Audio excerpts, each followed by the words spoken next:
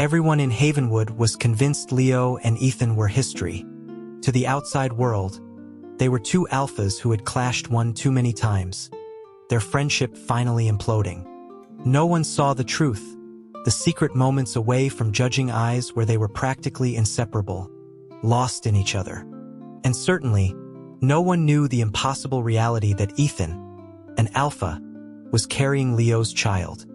The August heat clung to the small town, refusing to break even as dusk settled. Big Mike had called, insisting Ethan come out for a guys' night, an evening he'd advertised as an exclusive alpha gathering at a newly opened dive bar on the edge of town. Ethan went, dragging his feet through the humid air. The moment he pushed through the door, the smell of stale beer and cheap air freshener hitting him, he saw him. Leo was seated in a booth, his broad shoulders and the severe line of his back making him an island of quiet intensity in the boisterous crowd. He was a stark silhouette against the neon beer signs. The easygoing smirk on Ethan's face vanished. He immediately pivoted to leave, but Big Mike's heavy arm swung over his shoulders, pulling him into the fray. After being pushed into the booth, he felt Mike lean in, his voice a low rumble against the jukebox. Mike wondered if Ethan was really done with Leo for good. Across the table, as if sensing their hushed conversation, Leo's gaze flickered towards them. His dark eyes were sharp, a slight furrow forming between his brows that somehow managed to convey both annoyance and concern. Ethan shrugged off Mike's arm, giving a vague response about how it wasn't his business. Big Mike, however, looked genuinely distressed, recalling how they used to be inseparable, and questioning what could have possibly gone so wrong. He even jokingly offered his own non-existent Omega if that was the issue, suggesting the three of them could live in perfect alpha harmony.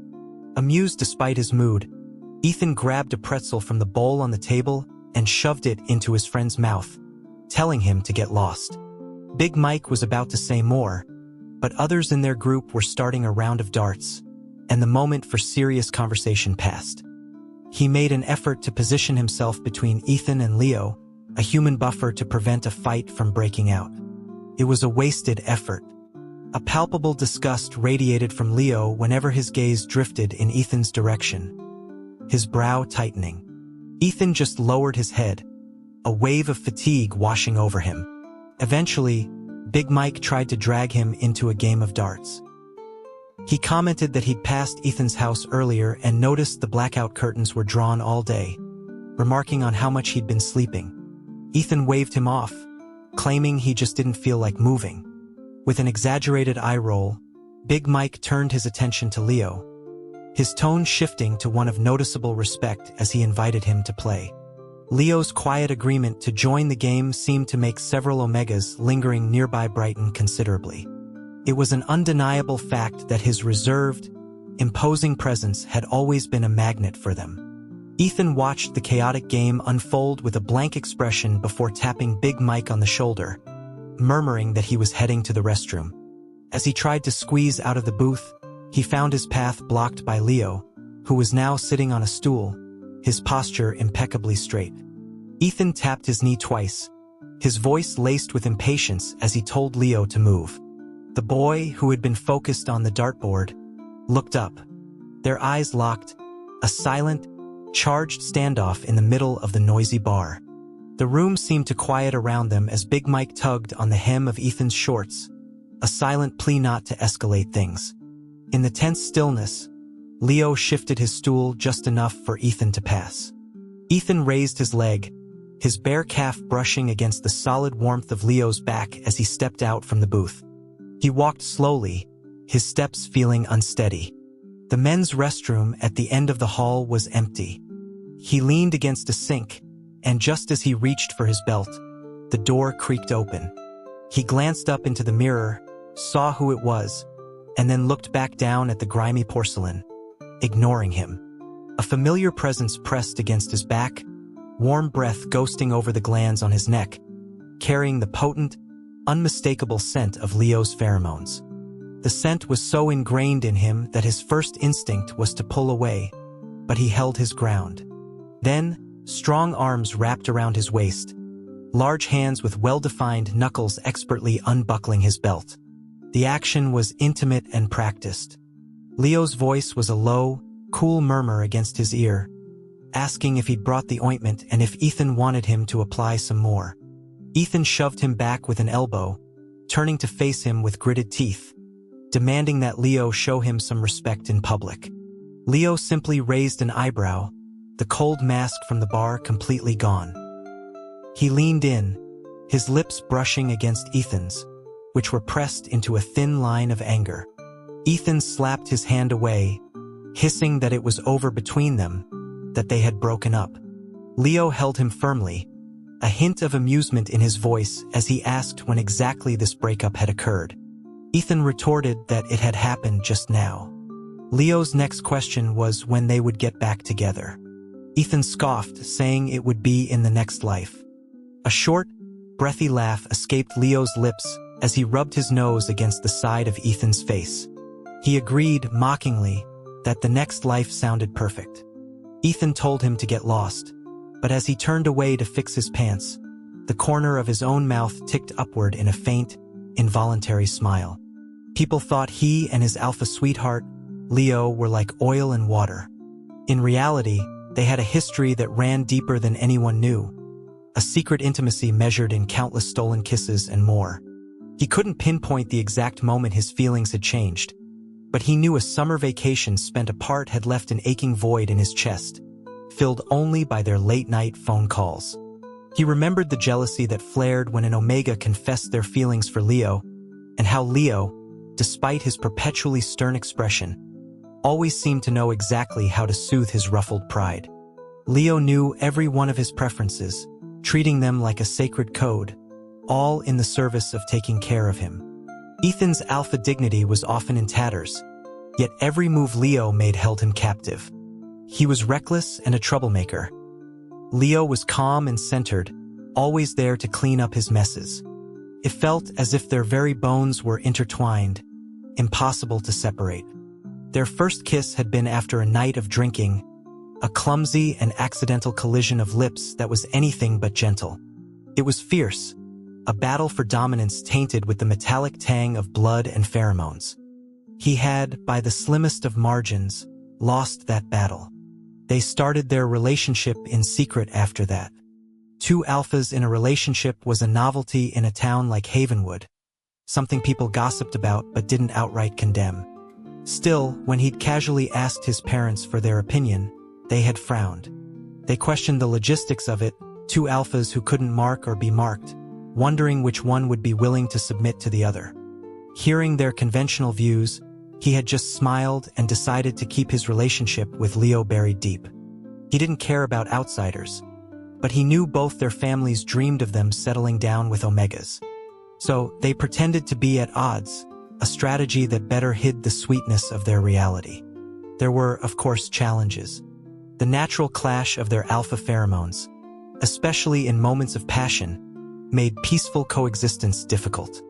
They went through bottles of pheromone blockers just to be close.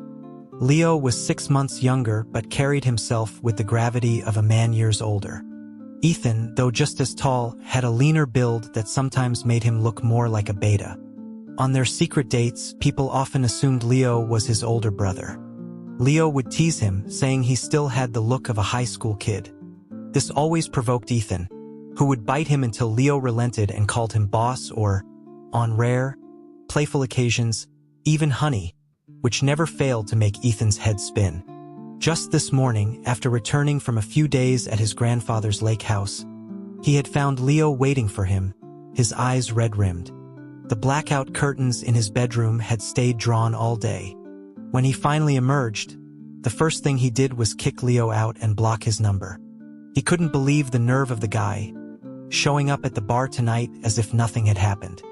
Back in the restroom, Ethan washed his hands, his eyes catching Leo in the mirror. Leo had already pulled a small tube of anti-inflammatory ointment from his pocket. Ethan mumbled that it wasn't necessary. Leo insisted, questioning what he would do if he was uncomfortable later that night. Ethan stared, incredulous, asking if Leo couldn't just leave him alone for one evening. A flicker of amusement crossed Leo's face. He clarified that he meant Ethan would be too uncomfortable to sleep without the medicine. Unwilling to admit he'd misunderstood, Ethan just grunted. The blatant intimacy in a public restroom made a guilty thrill run through him. Someone could walk in at any moment. He rested his forehead against Leo's shoulder, inhaling his overwhelmingly strong scent, his nerves on edge. Leo patted his waist, telling him to relax, his fingers gently kneading the tense muscle. He murmured that Ethan's fingers were nearly broken from clenching them so hard. Ethan snapped at him to shut up, questioning if this was something to be proud of. Leo's response was calm, asking what was so shameful about it in this day and age. Ethan conceded that they could deal with it at home. A slow smile spread across Leo's face as he asked if he was sure applying the ointment was all he wanted to do. They held each other's gaze for a few seconds before Ethan, unable to hold back, leaned in and bit his chin hard. Fearing they'd be discovered, he sent Leo back to the bar first. He found a quiet corner to play a game on his phone before rejoining the group. After squatting for a while, he stood up too quickly and the room spun.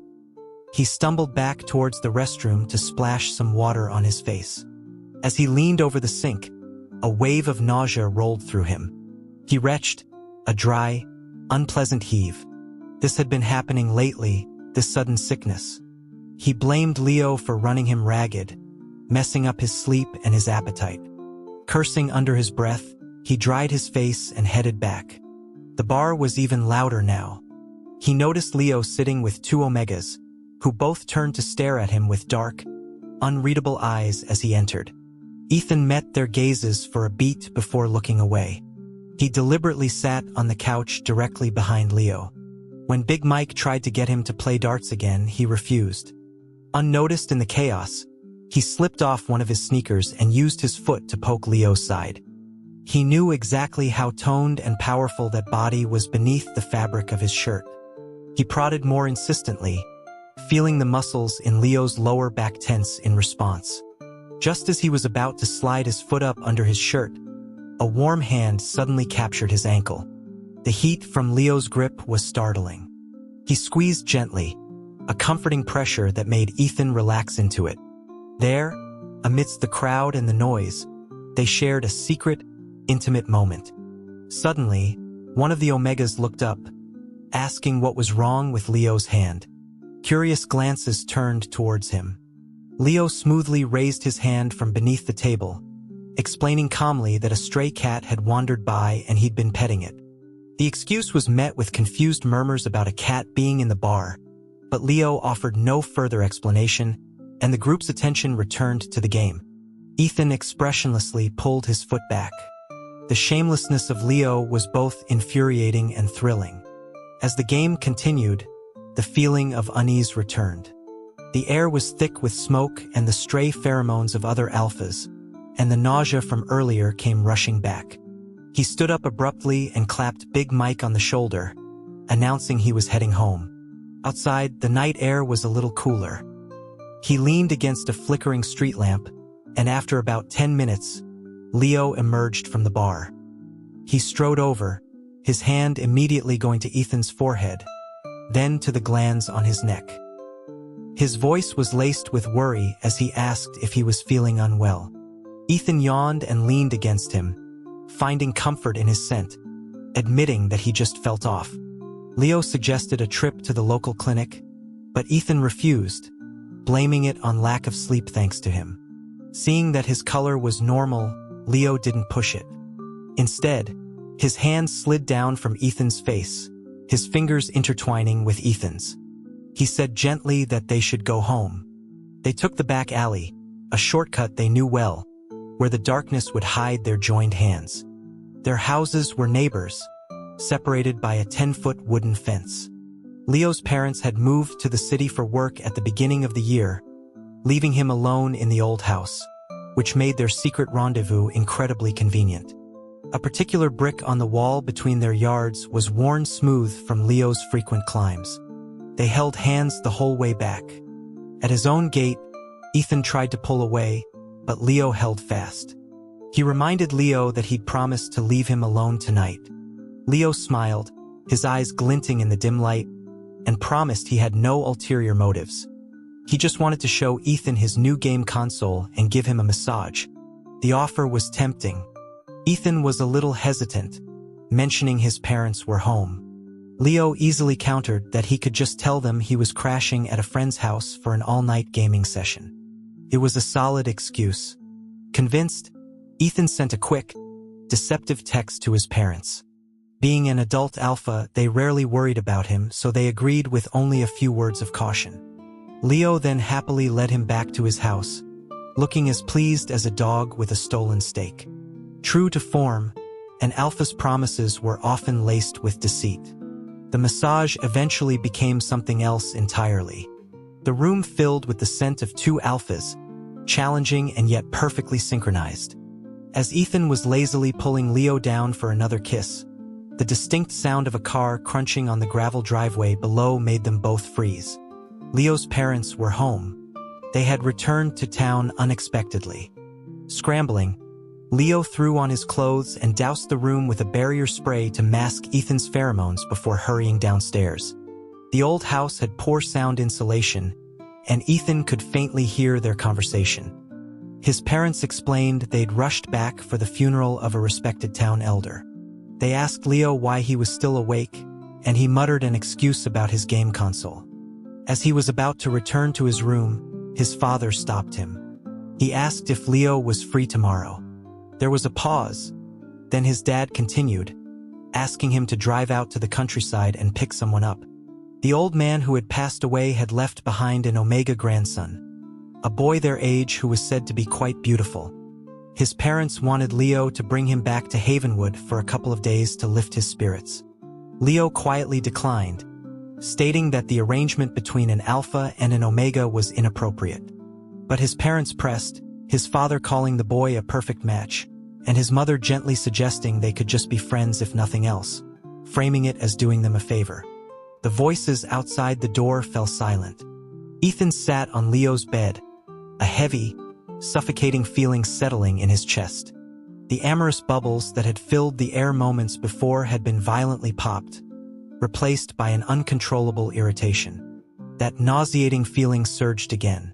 He covered his mouth, his mind racing.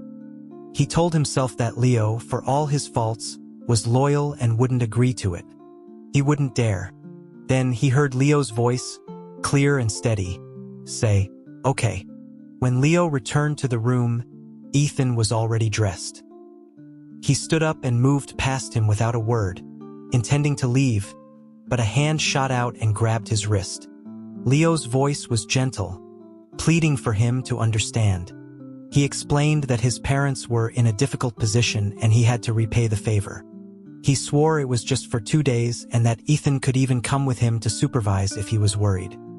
He promised he would maintain a respectable distance from the Omega and that if his parents pushed for more, he would tell them he already had a boyfriend whom he loved very much. Ethan shot back, asking caustically why he didn't just tell them that now instead of using him as a shield later. His tone had softened, just a fraction. Leo leaned in, kissing his cheek, his voice a low murmur, welcoming him to come along tomorrow and supervise. Ethan brushed him off, saying he was just going to bed. Leo offered to take him to a new barbecue joint on the old street when he got back, an offer Ethan ignored as he demanded to be let go. After a final, stolen kiss at the fence, Ethan climbed back into his own yard. The next morning, he woke up and immediately rushed to the bathroom, vomiting for a long time. His mother heard the noise and came upstairs, asking when he'd gotten back from his all-nighter. He mumbled an excuse. Seeing his pale face, she asked if he was sick. He blamed it on eating too much watermelon, but she insisted on taking him to the clinic. He brushed it off, joking that it was just a small problem, not like he was pregnant. His mother playfully smacked his head, retorting that if he were an Omega with his symptoms, she'd break both his legs and the responsible alphas. His playful expression froze for a second, a deep, primal panic making his teeth chatter, but he quickly covered it. Once his parents left for work, He threw on a hat and mask and ran to the CVS on the other side of town. He bought a box of alpha pregnancy tests. The probability of an alpha pregnancy was so astronomically low that the clerk had to search for the box in the back. In the sterile anonymity of a public restroom, he waited. A few minutes later, the two lines appeared, stark and undeniable. His back molars ground together. He pulled out his phone, the screen filled with missed calls and messages from Leo. He ignored them and snapped a picture of the test stick, but just before hitting send, he changed his mind and dialed Leo's number instead. The call was answered after several rings, not by Leo, but by an unfamiliar, soft male voice that sounded like an Omega's. The voice politely informed him that Leo was in the shower and offered to have him call back. Ethan said nothing and hung up, his face a cold mask. He put the test stick in his pocket and, instead of going home, called Big Mike to go out for lunch. They went to a barbecue joint, and the overwhelming smell of smoke and spice made Ethan's stomach churn. He sat upwind, nursing a beer, lost in a heavy fog of anxiety. Big Mike's voice cut through his thoughts, asking why he was so down and suggesting he could introduce him to a really sweet Omega. Ethan was about to refuse when Big Mike's voice changed, his eyes fixed on the street outside. He exclaimed in surprise, wondering why Leo was walking around with an Omega. Ethan looked up and saw them. Leo was frowning down at his phone, which was vibrating incessantly in Ethan's own pocket, while an Omega followed a step behind him. As they walked down the street, Big Mike was already mourning for all the heartbroken Omegas in their county. He tried to console Ethan, telling him not to be discouraged, that he was just as much of a catch. Ignoring him, Ethan pulled out his phone, opened his chat with Leo, and sent the picture of the pregnancy test without a single word. A flood of messages immediately came through from Leo, asking where he was, canceled voice and video calls, and a string of texts pleading for them to solve this together, promising he would take responsibility and begging to meet. Ethan sent him the restaurant's location. A minute later, Leo burst through the door, his usual calm demeanor gone, his breathing ragged. He sat down beside Ethan, his dark eyes wide and intense, his pheromones leaking in his distress. Ethan just sipped his water, refusing to look at him. Big Mike stared at the bizarre scene, utterly confused, finally looking at Leo and asking bluntly about the Omega he was with. Leo's voice was hoarse as he explained that the boy was not his Omega, that he'd left him to go shopping on his own. Ethan stood up, announcing he was tired and wanted to go home. Leo immediately got up to follow, his gaze never leaving Ethan, his movements almost clumsy with concern. The bewildered look on Big Mike's face as they left was one for the ages. In the car, the faint scent of another Omega lingered. Ethan pointed this out, his voice sharp. Leo quickly explained that he had made the boy sit in the back, that he had been the one driving the whole time. Ethan scoffed at the word driver, recalling the phone call. Leo pulled out his phone, scrolled through his call history, and frowned, saying he never knew Ethan had called. He explained that the Omega had spilled coffee all over him at noon, and he'd gone into a motel room to shower and change while the boy waited in the car, where Leo had forgotten his phone. The story checked out. Leo was wearing a new shirt, and Ethan did vaguely remember hearing the sound of passing cars during the brief phone call. His anger began to subside. Leo didn't start the car. Instead, he leaned over the center console and gently placed his hand on Ethan's stomach. Ethan didn't pull away. After a long, silent moment, Leo spoke, his voice tight. He asked if it was real. Ethan took the test stick from his pocket and tossed it onto his arm. The two lines were undeniable. A blush crept up Ethan's face. He snapped at Leo, asking him if he didn't know what he'd done, his voice rising with a mix of fear and frustration. He was only a sophomore and alpha, and the thought of his parents finding out was terrifying. All the panic and anxiety he'd been holding in came pouring out. He leaned his head against Leo's shoulder, his voice dropping to a whisper, asking how this could have happened. Leo wrapped his arms around him, kissing his forehead, his cheek, and finally his lips. He murmured against his mouth that it didn't matter, that Ethan had him. He promised to take him to the city for a proper checkup tomorrow and that he would stay with him tonight. That night, Ethan once again used the all-nighter excuse and slept soundly in Leo's arms. Leo, however, stayed awake the entire night, just watching him. The next day, on the drive to the city, Ethan listlessly explained the whole convoluted situation to a shocked Big Mike over the phone, swearing him to secrecy. At the hospital, after a battery of tests, the doctor delivered the verdict. It was a false pregnancy. He explained that prolonged exposure to a particularly strong alpha partner's pheromones could sometimes disrupt another alpha's hormones, mimicking the symptoms of pregnancy. He assured them it was temporary. Ethan kept a straight face, but inside he was reeling from a tidal wave of embarrassment and anger.